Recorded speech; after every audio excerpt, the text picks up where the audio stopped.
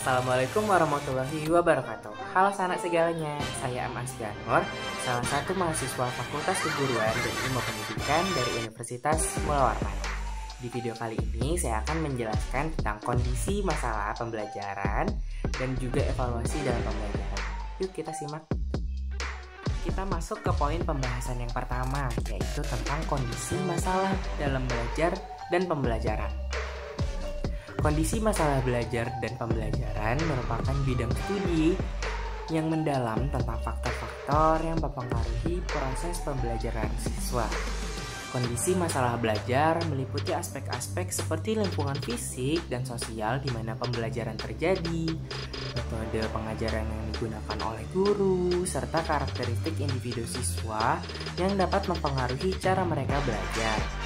Misalnya, faktor-faktor seperti gaya belajar siswa, motivasi, dan kemampuan kognitif mereka yang memiliki dampak yang cukup signifikan pada bagaimana mereka memahami dan menyerap materi pelajaran pada proses kegiatan belajar. Selain itu teman-teman, kondisi masalah belajar dan pembelajaran juga melibatkan pemahaman tentang hambatan-hambatan yang mungkin dihadapi siswa dalam memperoleh pengetahuan.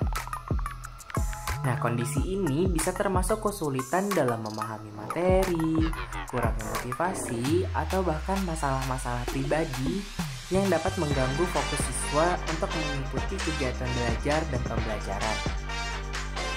Dengan mengidentifikasi dan mendalam memahami hambatan-hambatan ini, kita sebagai calon pendidik dapat mengembangkan strategi pembelajaran yang lebih efektif dan mendukung bagi setiap siswa. Nah, terakhir teman-teman, dan ini cukup penting nih untuk kita ketahui, bahwa kondisi masalah belajar dan pembelajaran tidak hanya mempengaruhi siswa secara individual, tetapi juga memiliki dampak yang cukup luas pada keseluruhan sistem pendidikan. Dengan memperhatikan berbagai faktor yang mempengaruhi pembelajaran, institusi pendidikan dapat mengimplementasikan kebijakan dan program-program yang bertujuan untuk meningkatkan kualitas pembelajaran secara keseluruhan sehingga menciptakan lingkungan belajar yang lebih inklusif dan bermanfaat bagi semua siswa. Kesulitan belajar pada siswa dapat disebabkan oleh berbagai faktor yang bisa dikategorikan ke dalam faktor internal dan eksternal. Saya akan menjelaskan tentang faktor internal. Yang pertama dari faktor internal yaitu kondisi kesehatan. Masalah kesehatan fisik seperti gangguan penglihatan, gangguan pendengaran, atau penyakit kronis dapat mempengaruhi kemampuan siswa untuk belajar dengan efektif. Selanjutnya dari faktor internal yaitu kesehatan mental. Stres, kecemasan, depresi, dan gangguan mental lainnya dapat mengganggu konsentrasi dan motivasi belajar siswa. Selanjutnya yaitu kemampuan kognitif. Variasi dalam kemampuan intelektual termasuk masalah dengan memori, perhatian, atau pemrosesan informasi dapat menghambat kemampuan siswa untuk memahami dan mengingat materi pelajaran. Selanjutnya yaitu motivasi dan minat. Kurangnya motivasi atau minat terhadap materi pelajaran dapat menyebabkan kurangnya usaha dan kesulitan dalam belajar. Selanjutnya yaitu gaya belajar. Setiap siswa memiliki gaya belajar yang berbeda. Ketidaksesuaian antara gaya belajar siswa dengan metode pengajaran dapat menyebabkan kesulitan belajar. Yang terakhir dari faktor internal yaitu masalah emosional. Pengalaman emosional negatif seperti ketakutan atau trauma dapat mempengaruhi kemampuan siswa untuk belajar dengan efektif. Kita masuk ke dalam faktor eksternal. Faktor eksternal yang pertama yaitu keluarga. Lingkungan keluarga yang tidak mendukung, termasuk konflik keluarga, kurangnya perhatian dari orang tua atau harapan yang terlalu tinggi dapat mempengaruhi kinerja belajar siswa. Yang selanjutnya dari faktor eksternal yaitu sekolah. Kualitas pengajaran, hubungan dengan guru, lingkungan kelas, dan metode pengajaran yang tidak sesuai dapat menjadi penghambat belajar siswa. Selanjutnya yaitu teman sebaya. Pengaruh teman sebaya bisa positif atau negatif. Tekanan dari teman untuk mengikuti perilaku yang tidak mendukung pembelajaran bisa menyebabkan kesulitan belajar. Selanjutnya dari faktor eksternal yaitu lingkungan sosial dan ekonomi. Kondisi sosial dan ekonomi seperti kemiskinan, kurangnya akses ke sumber belajar, atau lingkungan yang tidak kondusif untuk belajar dapat mempengaruhi kinerja akademis siswa. Selanjutnya yaitu kurikulum dan materi pelajaran. Kurikulum yang terlalu padat, materi pelajaran yang tidak menarik atau tidak sesuai dengan tingkat perkembangan siswa bisa menjadi penyebab kesulitan belajar. Yang terakhir dari faktor eksternal yaitu teknologi dan media. Penggunaan teknologi dan media tidak terkontrol seperti kecanduan video game atau media sosial dapat mengganggu waktu dan konsentrasi belajar siswa. Mengatasi kesulitan belajar memerlukan pendekatan yang komprehensif yang mencakup identifikasi faktor-faktor penyebab dan penerapan strategi yang tepat untuk mendukung kebutuhan individual setiap siswa. Nah, itu dia tadi teman-teman pembahasan saya tentang materi kesulitan dalam pembelajaran. Sekarang kita masuk ke materi tentang evaluasi pembelajaran. Tapi sebelum kita masuk ke evaluasi pembelajaran, kita harus tahu dulu apa itu evaluasi. Jadi teman-teman, evaluasi adalah proses sistematis untuk mengukur dan menilai kualitas, kinerja, atau efektivitas suatu objek, program, proyek, atau aktivitas berdasarkan kriteria dan tujuan yang telah ditentukan sebelumnya.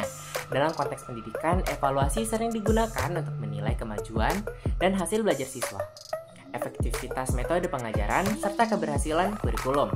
Evaluasi pembelajaran adalah proses sistematis untuk menilai efektivitas dan efisiensi proses pembelajaran, serta kemajuan dan pencapaian siswa terhadap tujuan pembelajaran yang telah ditetapkan. Evaluasi ini bertujuan untuk memberikan informasi yang berguna bagi guru, siswa, dan pemangku kepentingan pendidikan lainnya untuk meningkatkan kualitas pendidikan. Evaluasi pembelajaran adalah upaya untuk mengukur dan menganalisis sejauh mana tujuan pembelajaran telah dicapai, bagaimana proses pembelajaran berlangsung, serta dampak dan metode dan strategi pembelajaran yang digunakan. Evaluasi ini melibatkan berbagai kegiatan seperti tes, observasi, wawancara, dan analisis data untuk mendapatkan gambaran komprehensif tentang proses dan hasil belajar. Dengan menerapkan evaluasi dalam pembelajaran secara efektif, guru dapat memperoleh pemahaman yang lebih baik tentang kebutuhan siswa, meningkatkan proses pengajaran, dan akhirnya mencapai hasil belajar yang lebih baik.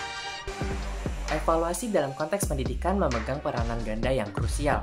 Pertama-tama, evaluasi digunakan sebagai alat untuk mengukur kemajuan siswa dan efektivitas program pendidikan. Dengan melakukan evaluasi secara berkala, guru dapat memantau perkembangan siswa dan menilai sejauh mana mereka mencapai tujuan pembelajaran yang telah ditetapkan.